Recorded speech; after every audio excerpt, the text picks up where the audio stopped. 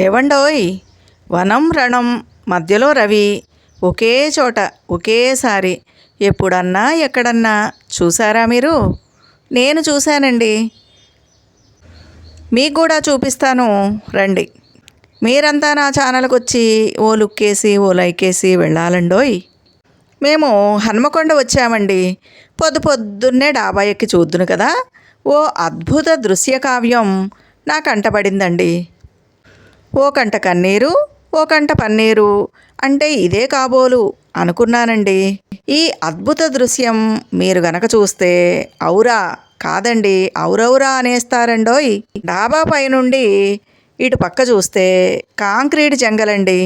ఇసుక వేస్తే రాలదేమో అన్నంత దగ్గరగా ఇరుకిరుకు ఇళ్ళు, జనసందోహం, వేసవి అగడునెగడికి తట్టుకోలేక అవస్థలు పడుతున్న జనం, చల్లటి గాలి లేక కంటి నిండా నిద్ర రాక బారెడు పొద్దెక్కినా నిద్రలేవని జనం, ఎటు చూసినా నిశ్శబ్ద వాతావరణం, ఆ కరువు ఈ కరువు అంటూ ఏ కరువులు పెట్టే జనం, యంత్రాల సహాయంతో బతికేడుస్తున్న బడాబాబుల జీవితాలు.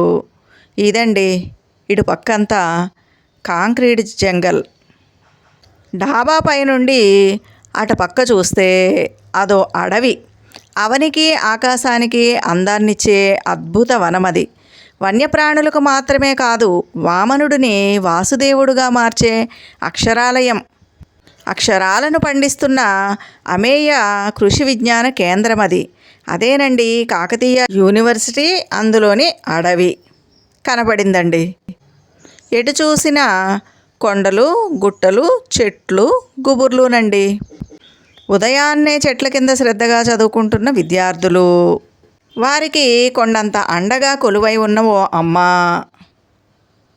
బుద్ధులు శుద్ధులు నేర్పించడానికన్నట్టు ఓ బుద్ధుడు, నా అంత ఎత్తు ఎదగాలంటూ ఇన్స్పిరేషన్గా నిలబడ్డ చెట్లు, ఉదయ గీతాలతో మధుర సంగీతం వినిపిస్తున్న పక్షులు. నిశ్శబ్దంలో ఈ శబ్దం నయనానందకరం, శ్రవణానందకరం. అగడు నెగడు తెలియకుండా చెట్ల కింద సేదతీరుతున్న పక్షులు, జంతువులు. కాంక్రీట్ జంగల్లో ఉండలేమంటూ మరల రామంటూ అక్షరవనానికి తరలిపోతున్న పక్షులు గల అడవి అండి అది. ఈ రెండు విరుద్ధ ప్రపంచాల మధ్య నిలబడి ఉన్న నన్ను చూసి, ఇదంతా నాకు మామూలే, ఈ రెండింటితో నాకు సంబంధం లేదు, వనం రణం రెండూ నాకొక్కటే అంటూ మధ్యలో ఉదయిస్తున్న అరుణారుణ సూర్యుడు. ఇదేనండి నేను చూసిన అద్భుత దృశ్యకావ్యం. ఓ పక్క రణం, మరొక పక్క అందమైన వనం. ఈ అందమైన వనాన్ని చూస్తుంటే నేను చదివిన ఒక కవిత గుర్తుకొస్తుందండి.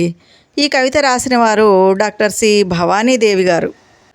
కొండలే అనుకున్న కోట్ల సంవత్సరాలకు సాక్షులు కదా, గుట్టలే అనుకున్న కొండల్లా ఎదగాలనే ఆకాంక్షలు కదా, బండలే అనుకున్న మహనీయుల పదస్పర్శలు కదా, అడవి చెట్లే అనుకున్న అద్భుత ప్రకృతికే అందాలు కదా, పేరు తెలియని పిట్టలే అనుకున్న మనకన్నా ఎంతో స్వేచ్ఛా జీవులు కదా, ఆకాశం అందుతుందనుకున్న అవనికి దూరం అవుతున్నాను కదా, ఎంతో ప్రశాంతత అనుకున్న అది మనసుకు వ్యాపించాలి కదా, చిన్న గడ్డి పువ్వే అనుకున్న వెన్నెలలో తనివి తీరా స్నానించేది కదా, గువ్వ గళాన కువకువలనుకున్న నా అడుగులకు అందని లయలు కదా, చెంగున దూకే జింకలే అనుకున్న మనిషి జాడకే బెదిరిపోతున్నాయి కదా, అడవినంతా హత్తుకోవాలనుకున్న నేనే అడవిగా మారిపోయాను కదా.